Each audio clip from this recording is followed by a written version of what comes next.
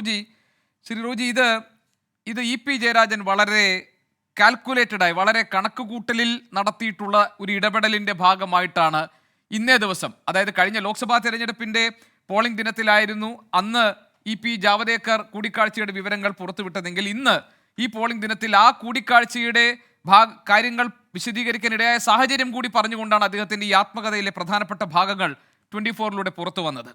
അങ്ങനെയാണെങ്കിൽ എന്തായിരിക്കും ഇ പിയുടെ നീക്കത്തിന്റെ അർത്ഥം?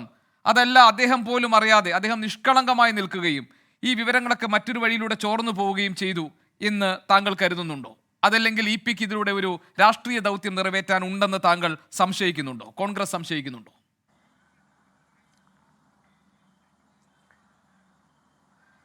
ഗോപികൃഷ്ണൻ ആദ്യമേ തന്നെ ഈ ബുക്ക് പുറത്തുവിട്ടത്, അല്ലെങ്കിൽ അതിൻ്റെ ഭാഗങ്ങൾ പുറത്തു വന്നത്, അതിൻ്റെ പിന്നിൽ ഷാഫി പറമ്പിലും രാഹുൽ മാങ്കൂട്ടത്തിലുമാണ് എന്ന് CPM പറയാതിരുന്നതിനകത്ത് ഞങ്ങൾക്ക് വലിയ നന്ദിയുണ്ട് അവരോട്.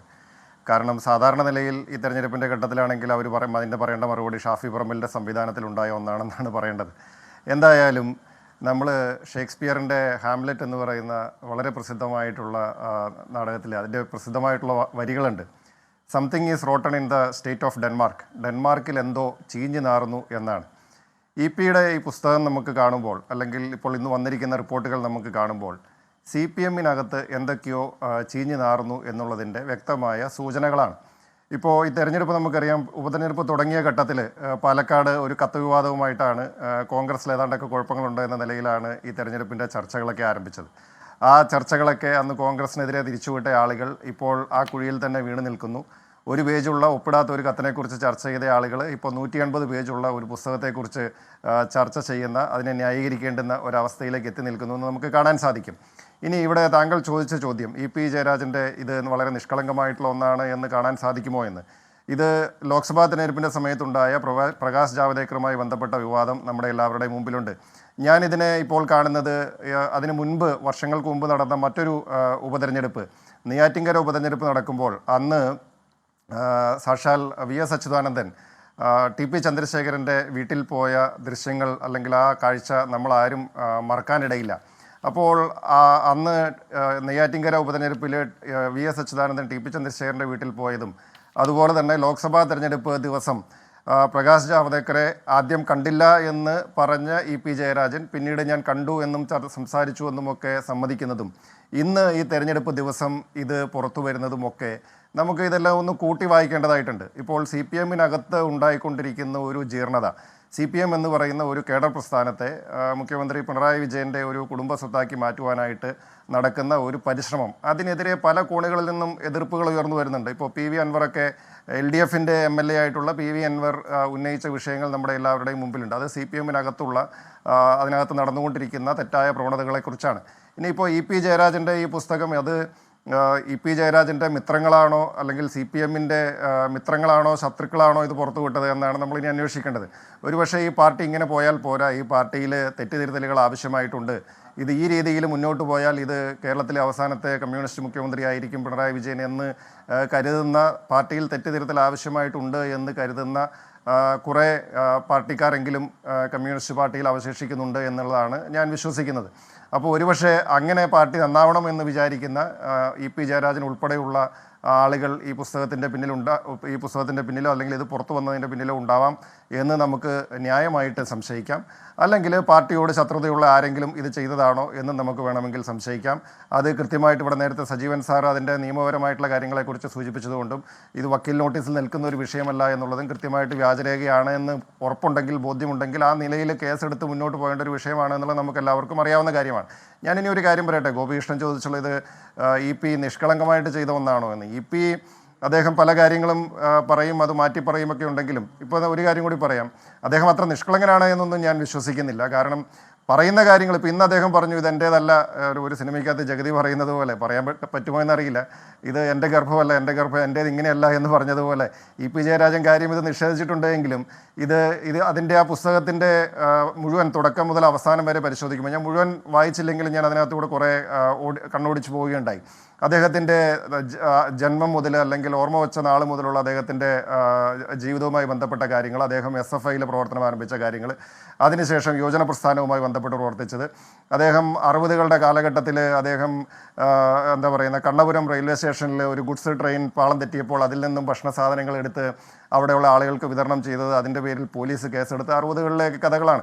അതുപോലെ തന്നെ അടിയന്തരാവസ്ഥ കാലത്തെ കഥകൾ, പിന്നീട് പാർട്ടി സെക്രട്ടറി ആയ സമയത്ത് ജില്ലാ സെക്രട്ടറി, അതുപോലെ തന്നെ പിന്നീട് അദ്ദേഹത്തിൻ്റെ ദേശാഭിമാനിയുമായി ബന്ധപ്പെട്ട കാര്യങ്ങൾ, അതുപോലെ പാർട്ടി സംസ്ഥാന നേതൃത്വവുമായി ബന്ധപ്പെട്ട കാര്യങ്ങൾ, അദ്ദേഹം പാർട്ടി LDF-ൽ നിന്ന് അദ്ദേഹം കൺവീനർ സ്ഥാനത്ത് മാറ്റപ്പെട്ട എന്ന് പറഞ്ഞാൽ അതിനകത്ത് പറഞ്ഞിരിക്കുന്ന കാര്യങ്ങൾ പലവട്ടം അല്ലെങ്കിൽ അറിയാവുന്നവർക്കും യുടെ ചരിത്രം അറിയാവുന്നവർക്കും അദ്ദേഹത്തിൻ്റെ രാഷ്ട്രീയ പ്രവർത്തനം അറിയാവുന്നവർക്കും ഒരു കാരണവശാലും ഇത് യുമായി ബന്ധപ്പെട്ട കാര്യങ്ങളല്ല, അല്ലെങ്കിൽ ഇതിനൊന്നും വന്നിരിക്കുന്ന കാര്യങ്ങൾക്കൊന്നും യുമായി ബന്ധമില്ല എന്ന് ഒരാൾക്കും പറയാൻ കഴിയില്ല. യുമായിട്ട് അടിമുടി ബന്ധപ്പെട്ട് കിടക്കുന്ന പ്രഥമ ദൃഷ്ടിയ വായിക്കുന്ന ആർക്കും വിശ്വസിക്കാൻ സാധിക്കാവുന്ന കാര്യങ്ങൾ തന്നെയാണ് ഈ ബയോഗ്രഫി എന്ന രീതിയിൽ പുറത്തു വന്നിരിക്കുന്നത്. അതുകൊണ്ട് നമുക്കതിനെ പൂർണ്ണമായിട്ടും വായിക്കുന്ന ഒരാൾക്ക് കാണുന്ന ഒരാൾക്ക് ശ്രീ റോജി വന്നിരിക്കുന്നത്. പക്ഷെ അതിലൊരു ചെറിയ സംശയം ഓട്ടോബയോഗ്രഫി അതിലൊരു ചെറിയ സംശയം റോജി, അതായത് അങ്ങനെയാണെങ്കിൽ സ്വന്തം പാർട്ടിയെയും ഇടതുമുന്നണി സർക്കാരിനെയും പാർട്ടിയെയും അതിലെ സമുന്നതരായ നേതാക്കളെയും ഒക്കെ പ്രതിരോധത്തിലാക്കും വിധം ഇതിന്റെ ഉള്ളടക്കം ഈ ഉപതെരഞ്ഞെടുപ്പിന്റെ പോളിംഗ് ദിനത്തിൽ തന്നെ പുറത്തു വരണമെന്ന ഷാഠ്യവും പിക്ക് ഉണ്ടായിരുന്നു എന്നൊക്കെയാണോ കോൺഗ്രസിൽ നിന്ന് സംശയിക്കുന്നത്? കാരണം ഇതിലെ ഉള്ളടക്കത്തിന്റെ ഇത്രയും വിവരങ്ങൾ പുറത്തു വന്നപ്പോഴും പ്രതിപക്ഷ നേതാവ് പറഞ്ഞത് രണ്ടാം പിണറായി സർക്കാരിനെ കുറിച്ച് CPM പ്രവർത്തകർക്ക് തന്നെയുള്ള അഭിപ്രായമാണ് EP ജയരാജനിലൂടെ പുറത്തു വന്നതെന്നുള്ളത് എന്നാണ് അദ്ദേഹം പറഞ്ഞത്. കാരണം അത് കേവലം ഒരു രാഷ്ട്രീയ പ്രതികരണം എന്നതിനപ്പുറത്ത് ഇതിനകത്ത് ഉള്ളടക്കം സംബന്ധിച്ച കാതലായ കാര്യങ്ങളോടുള്ള ഒരു പ്രതികരണമായില്ലല്ലോ.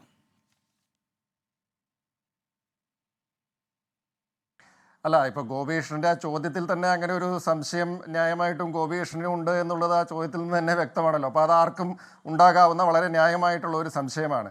ഒന്ന്, EP ജയരാജൻ ഒരു കാര്യം നമുക്ക് ഒന്നുകൂടി അറിയാം. ഇപ്പോൾ ഇന്ന് അദ്ദേഹം പറഞ്ഞു ഇത് ഞാൻ എഴുതിയതല്ല എന്നൊക്കെ പറഞ്ഞെങ്കിലും അദ്ദേഹം പറഞ്ഞിട്ടുള്ള കാര്യങ്ങൾ മാറ്റിപ്പറയാൻ യാതൊരു മടിയുമില്ലാത്ത ആളാണ് എന്ന് നമുക്ക് എല്ലാവർക്കും അറിയാം. ഇപ്പോൾ പ്രകാശ് ജാവ്ദേക്കറെ കണ്ട കാര്യമായാലും നിയമസഭാ കയ്യാങ്കളി കേസുമായി ബന്ധപ്പെട്ടിട്ടുള്ളതാണെങ്കിലും ശോഭാ സുരേന്ദ്രനുമായി ബന്ധപ്പെട്ട കാര്യങ്ങളായാലും അതുപോലെ തന്നെ രാജീവ് ചന്ദ്രശേഖരുമായി ബന്ധപ്പെട്ടിട്ട് അദ്ദേഹത്തിൻ്റെ വൈദേഹം റിസോർട്ടുമായി ബന്ധപ്പെട്ട കാര്യങ്ങളിലായാലും ഒക്കെ പറഞ്ഞ കാര്യങ്ങൾ അദ്ദേഹം മാറ്റിപ്പറയാൻ യാതൊരു മടിയുമില്ലാത്ത ആളാണെന്ന് നമുക്ക് എല്ലാവർക്കും അറിയാം. പിന്നെ EP അത്ര നിഷ്കളങ്കനായിട്ടുള്ള ആളാണെന്നൊന്നും നമ്മൾ കരുതുന്നില്ല, അല്ലെങ്കിൽ അത് നിഷ്കളങ്കനെന്ന് ഞാൻ വാക്കല്ല, അദ്ദേഹം ബുദ്ധിയില്ലാത്ത ആളാണ് എന്ന് ഞങ്ങൾ ആരും കരുതുന്നില്ല. കാരണം നമുക്കറിയാം അദ്ദേഹത്തിൻ്റെ ഒരു പ്രയാസം, ഒരു പ്രതിസന്ധി ഉണ്ടായിക്കഴിഞ്ഞപ്പോൾ പാർട്ടിയുമായിട്ട് അദ്ദേഹം അകലുന്ന ഒരു ഘട്ടം വന്നപ്പോൾ അദ്ദേഹത്തിൻ്റെ റിസോർട്ടുമായി ബന്ധപ്പെട്ടുകൊണ്ട് റിസോർട്ടിൻ്റെ ഓഹരികൾ അദ്ദേഹം രാജീവ് ചന്ദ്രശേഖറിൻ്റെ നിരാമായ കമ്പനിക്കാണ് കൊടുക്കുന്നത്. അപ്പോൾ ഒരു തരത്തിലും റിസോർട്ടിനെ ബാധിക്കരുത് എന്നുള്ള ബുദ്ധി അദ്ദേഹത്തിനൊക്കെ ഉണ്ട്. കാരണം ഒരു കാല് ഇവിടെ CPM-വുമായി ബന്ധപ്പെട്ടുകൊണ്ടും മറ്റേ കാല് BJP-യുമായി ബന്ധപ്പെട്ടുകൊണ്ടും ചവിട്ടി നിൽക്കുന്നയാളാണ് EP ജയരാജൻ. അതൊക്കെ സേഫായിട്ട് കളിക്കാൻ അറിയാവുന്ന ആളാണ് EP. പക്ഷേ അദ്ദേഹത്തിന് പാർട്ടിയിലുണ്ടായിരിക്കുന്ന അദ്ദേഹത്തിൻ്റെ നേതൃത്വമായിട്ടുണ്ടായിരിക്കുന്ന അദ്ദേഹത്തിൻ്റെ അകൽച്ച, അല്ലെങ്കിൽ ഇപ്പോൾ അദ്ദേഹം തന്നെ പറയുന്നുണ്ടല്ലോ, എനിക്ക് തോന്നുന്നു അദ്ദേഹത്തിൻ്റെ വിഷമം എന്ന് പറയുന്നത് അദ്ദേഹത്തിൻ്റെ തന്നെ വാക്കിൽ പറഞ്ഞാൽ രാത്രിക്ക് രാത്രി പാർട്ടി മാറുന്ന അല്ലെങ്കിൽ മറുകണ്ഠം ചാടുന്ന സരിനെ മനസ്സിലാക്കുവാനായിട്ട് പാർട്ടിക്ക് സാധിച്ചു.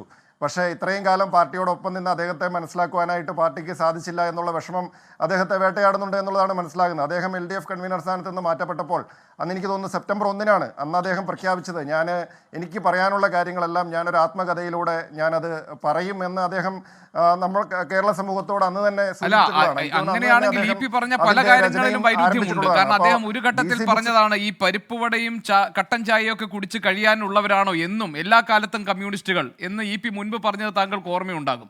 പക്ഷെ അദ്ദേഹത്തിന്റെ ആത്മകഥയ്ക്കിട്ട പേര് തന്നെ കട്ടൻ ചായയും പരിപ്പുവടയും ഒരു കമ്മ്യൂണിസ്റ്റിന്റെ ജീവിതം എന്നാണ്. പിന്നെ ഇൻഡിഗോ ഫ്ലൈറ്റ് ബഹിഷ്കരിച്ച EP പിന്നീട് ഇൻഡിഗോ ഫ്ലൈറ്റിൽ യാത്ര ചെയ്യുന്നത് നമ്മൾ കണ്ടു. അങ്ങനെ വൈരുദ്ധ്യങ്ങളെ കുറിച്ച് പറയാനാണെങ്കിൽ നമുക്ക് എണ്ണി കുറെ കാര്യങ്ങൾ പറയാനുണ്ട്. ശ്രീ റോജി M. ജോൺ.